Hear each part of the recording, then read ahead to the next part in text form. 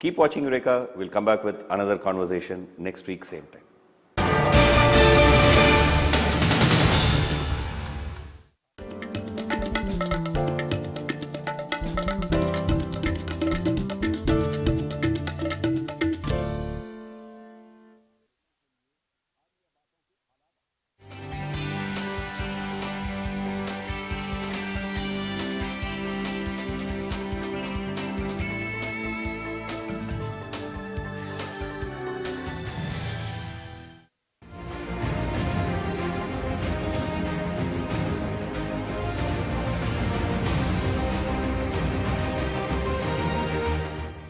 Indian Ocean is an ocean of economic opportunities.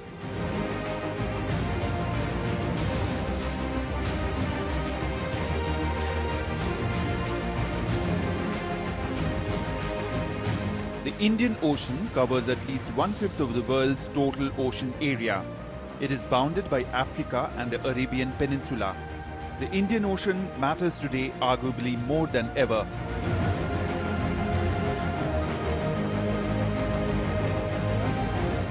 It is a major conduit for international trade, especially energy.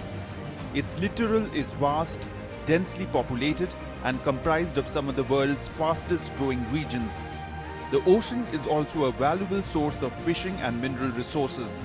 The Indian Ocean Basin is of particular importance for India as the region's most populous country and geopolitical keystone. The Indian Ocean region has become the hub of intense global activity over decades for various reasons.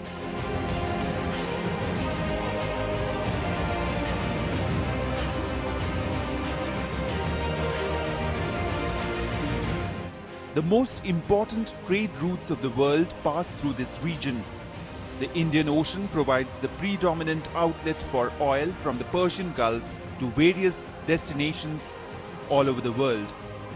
The IOR is a critical waterway for global trade and commerce. This strategic expanse hosts heavy international maritime traffic that includes half of the world's containerized cargo, 1/3 of its bulk cargo, and 2/3 of its oil shipment.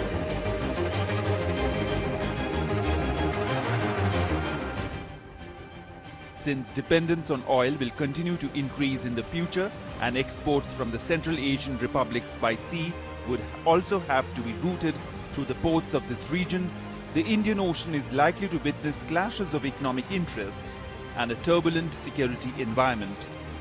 In the backdrop of traditional and non-traditional challenges in front of Indian Ocean, the India Foundation, in association with the government of Maldives and S. Rajaratnam School of International Studies, Singapore, organized the 4th edition of the Indian Ocean Conference on 3rd and 4th September 2019 in Maldives.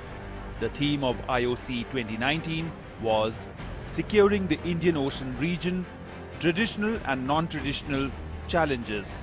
The conference, addressed by speakers from over 35 countries, including the External Affairs Minister Dr. S. Jaishankar, President of Maldives and the Prime Minister of Sri Lanka, Foreign Ministers of Singapore, Maldives, Mauritius, Nepal and Bhutan. Ministers from 17 countries, officials from 16 countries and scholars from over 10 countries, amongst others, were present for the 2-day event. The first edition of the conference was hosted in Singapore in 2016, followed by 2 successive editions in Sri Lanka and Vietnam respectively. The 4th IOC deliberated on developing effective regional institutional mechanism for implementation of prevailing norms and rules. In continuation with the past, this edition of the conference provided yet another opportunity for stakeholders of the Indian Ocean region to deliberate on building an institutional framework for managing the threats to regional peace and human security through the strengthening of multilateral cooperation based on mutual respect, equality, and in line with international law. The 3 broad themes that mainly discussed during the conference were marine ecology, climate change, global warming and consequent rise of sea levels, pollution, sustainable harnessing of ocean resources, terrorism, rising spectre of terrorism in the Indian Ocean region, marine terrorism, navigational security, freedom of navigation, UN clause and its effective implementation, natural and man-made hazards to navigation, piracy. While addressing the two-day Indian Ocean Conference hosted by Maldives, External Affairs Minister S. Jaishankar said that Indo-Pacific is one of the logical steps after Act East policy for India. The needs of a rapidly growing economy have led to strong demands for more port-led development. The Sagarmala initiative and the Delhi-Mumbai Industrial Corridor are examples. A development whose implications are still not apparent is the revival of ports on India's eastern seaboard that were extinguished during the colonial period. But to take full advantage of its location, it is vital that connectivity to maritime facilities expand beyond India's borders. Bangladesh and Myanmar both hold considerable potential in this regard. The undertaking of connectivity and infrastructure projects by offering lines of credit is already underway. There is scope for expanding linkages across the Bay of Bengal, both in partnership with Myanmar as well as with Bangladesh. With Bangladesh, the modernization of the pre-1965 rail and road connections, creation of new inland waterways, and the establishment of transit arrangements open up new possibilities. In effect, Bangladesh can serve today as India's entry point to the East and is very much in our interest that it expand its port capabilities. Both relationships are well served by the growth of connectivity network in India's Northeast and the Act East Forum established in partnership with Japan in that regard. It is also within India's ability to channelize regional demands and serve as a larger exchange of goods and services. To some extent, that has already started to happen in power and energy, and encouraging neighbors to use its ports fits into that script. That India is sensitive to local ownership and commercial viability are also factors that work in its favor. In its own territory, there are plenty of other options that India can explore to strengthen its maritime influence. S. Jaishankar also said that the Indo-Pacific is not tomorrow's forecast, but yesterday's reality. The Indo-Pacific naturally means different things to different powers, but it is undeniably a priority for all of them. External Affairs Minister S. Jaishankar also said that for India, it is the logical step after Act East and a breakout from the confines of South Asia. Cooperation and using our capabilities for larger benefit would help India. This has four key elements. The first is to safeguard our mainland and islands, defend our interests, ensure a safe, secure and stable Indian Ocean, and make available our capability to others. The second focuses on deepening economic and security cooperation with our maritime neighbors and strengthening their capacities. The third envisages collective action and cooperation to advance peace and security and respond to emergencies. And the fourth seeks a more integrated and cooperative future for the region that enhances sustainable development. Today, Sagar drives a more active and outcome-oriented Indian approach that enhances its influence by delivering on partnerships. It is translated into hinterland linkages and strengthening regionalism, maritime contributions and support, creating a sense of extended neighborhood both to the east and to the west, and assuming responsibilities as a net security provider with an integrated approach. Each of these aspects is by now sufficiently advanced to be appreciated by those who have an interest in this region's future. S. Jaishankar also stressed that maritime security in the Indian Ocean region is a central issue for regional and extra-regional actors. Traditional and non-traditional security challenges largely converge at sea as they impact economic, environmental, energy, human, food and national security. A comprehensive maritime strategy naturally has a spectrum of priorities, and these, in India's case, are best depicted in terms of concentric circles. The core is constituted by a combination of maritime infrastructure of the homeland, development of island assets, connectivity to immediate neighbors with littoral implications, and capabilities that can be brought to bear on a daily basis.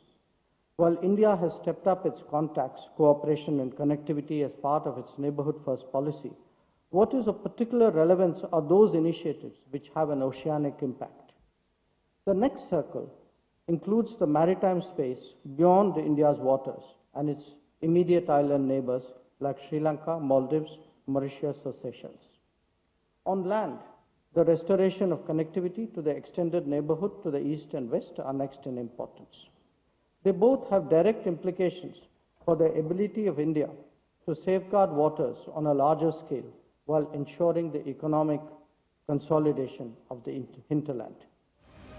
In his opening address at the event being held at the Parasite Island Resort, Maldives President Ibrahim Mohamed Soli said that thanks to the location of his country at the heart of this strategic region, this island nation understands well the need to find common ground and effectively organize in order to meet the mutual challenges confronted by countries across the region. The great ocean that our countries call home boasts 40% of the world's oceanic trade, half of its container shipping, and 2/3 of its maritime oil trade. Its sea lanes of communications are oceanic highways, providing sustenance and commercial opportunity for over 2.7 billion people. The strategic significance of its critical straits from Malacca in the east to Hormuz in the west attracts the attention of the world's nations anxious to ensure their access to waterways and their continued freedom to navigation. It is more vital than ever to regularly convene forums such as this so that together we can effectively resolve our common concerns. At the heart of our concerns should be ensuring the security and prosperity of our peoples. The three priority areas that we will focus on during this event: ensuring navigational security, addressing the ever-looming threat of terrorism, and protecting our marine ecology, are essential to that security and to our continued well-being. With regard to navigational security, we cannot overstate just how important this is to the Maldives. The ocean has been our lifeblood since as far back as our history reaches, the territory of the Maldives being comprised mostly of water. Even today, ensuring the regular and safe flow of commerce, cargo, and maritime travel in accordance with the provision of the United Nations Convention for Law of the Sea is paramount. Further, effectively policing our territorial waters and vast exclusive economic zone of approximately 1 million square kilometers is vital to preventing illicit maritime activity, including human and narcotics trafficking, and to safeguarding our essential fish stocks from encroachment by foreign vessels in the form of illegal, unreported, and unregulated fishing. Soli underlined the key issues for the region as being climate change, proper implementation of maritime laws under the United Nations Convention on the Law of the Sea, and combating illicit trafficking of humans and narcotics. The Maldives will implement measures internally to increase our maritime domain awareness while partnering with neighboring militaries for joint patrols and exercises such as the ones we presently conduct with Sri Lanka and India in the name of those three trial exercises to safeguard our waters from trespass and illegal activity. Unfortunately, terrorism and violent extremism has become a regular threat in the 21st century. Its driving factors include in geopolitical strife and the various cultural and economic dislocations wrought by globalization are no strangers to our region. No, unfortunately, are the opportunists who take advantage of vulnerable young minds and twist religion for their own sinister ends. In fact, the traditional and non-traditional security challenges facing the Indian Ocean region remain unabated. Geopolitics and trade continue to be contentious as the specter of terrorism looms large over several countries of the region. Issues such as rising seawater levels, hazardous levels of pollution of the seas, leading to depletion of marine livestock and illegal, unreported and unregulated fishing elude consensus in international deliberation. Many of these challenges pose serious and immediate problems for the region. The full potential of the Indian Ocean economy can only be realized by reducing the trade barriers and ensuring liberalized trade within the region, thereby ensuring gradual regional trade integration.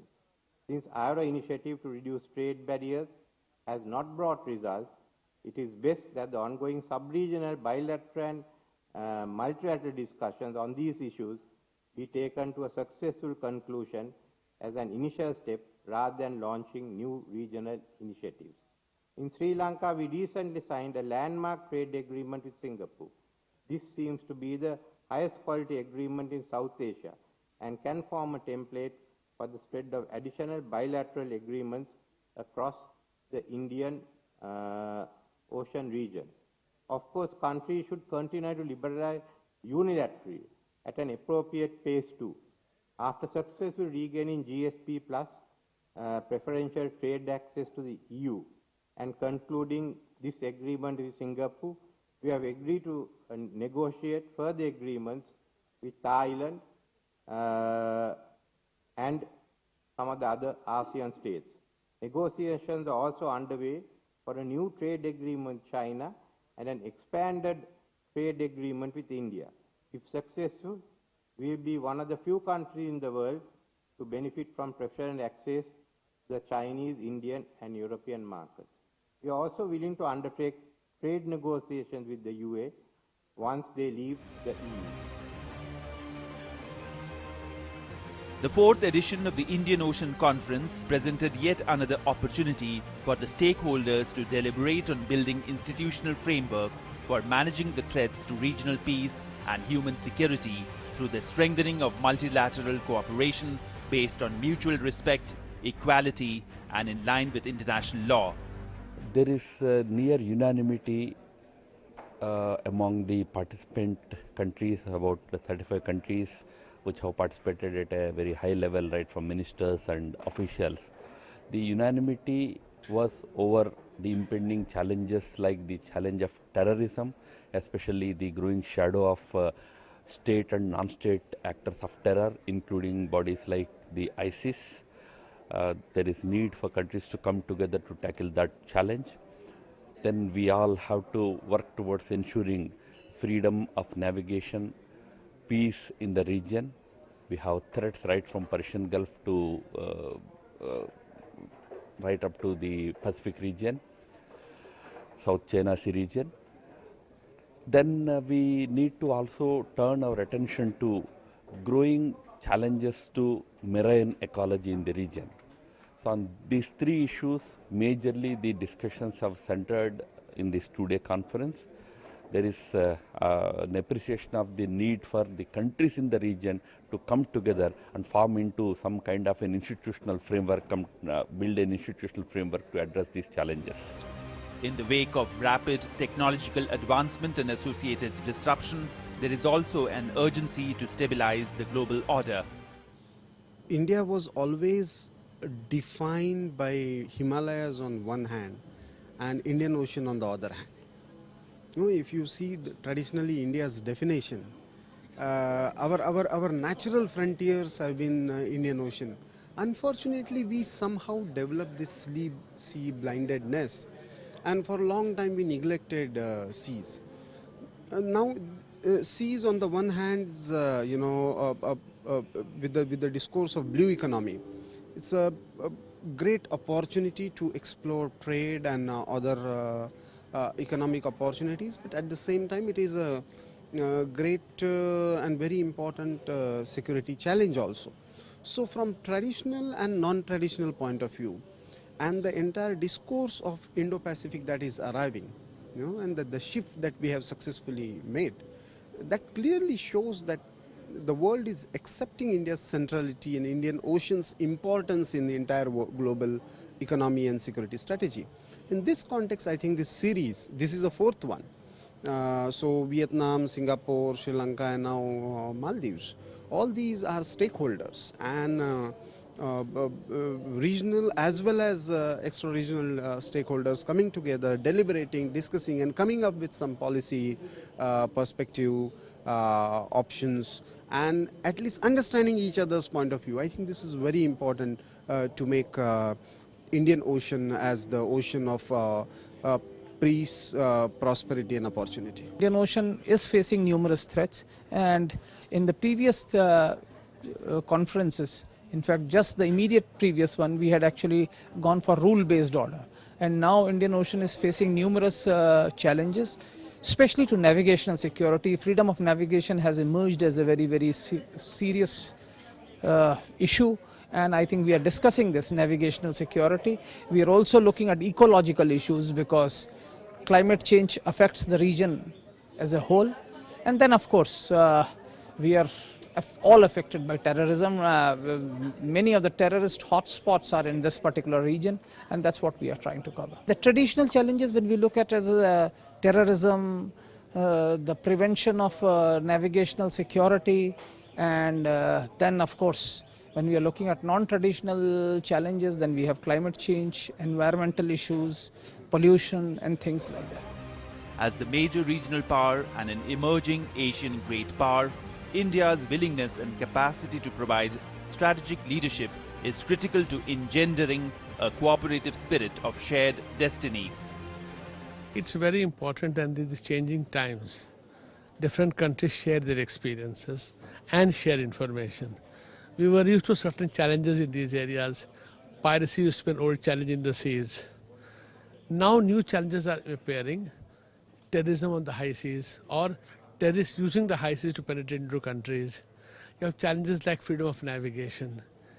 So it is good that countries should talk to each other, understand each other's perspective, and where possible develop mechanisms for cooperation.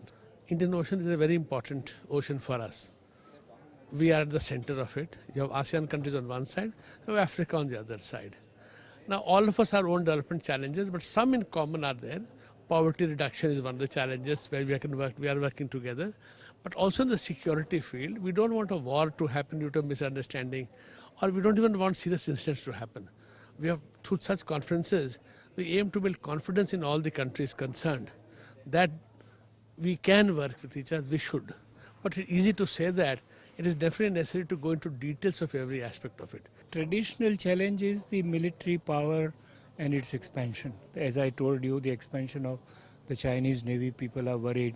The new strategic equations which are taking place in Indian Ocean, the new tensions between say US and China on the one hand, the Korean Peninsula problems between China and other neighbors like Japan and others. So these are the traditional. Non-traditional issues are, you can call it piracy, you can call it tsunami, you can call it terrorism, which is a very important aspect of it, which are not in terms of, fought by the military forces alone. So that becomes a non-traditional aspect. And this conference is looking at both these aspects. For instance, there was a session on the security of the maritime movements, the trade and other issues. There was a session on the military aspects of the maritime strength. There was a session on terrorism. Now that explains that it is covering both the traditional and non-traditional aspects. India's growing naval capabilities indicate a strong commitment to maritime security. However, its strategic policy ambiguity and lack of transparency undermines trust and confidence. In fact, the oceans have been central to the security and commerce of all nations, even those that are landlocked. Over the centuries, ever since mankind first took to the seas, maritime security has seen paradigm shifts and has been viewed through differing prisms that have been dependent on and governed by the national interest of nations. The shrinking of the world into a global village and the growing interdependence of nations, especially in the maritime domain, has seen the emergence of a secure maritime architecture as a keel for the freedom of the seas.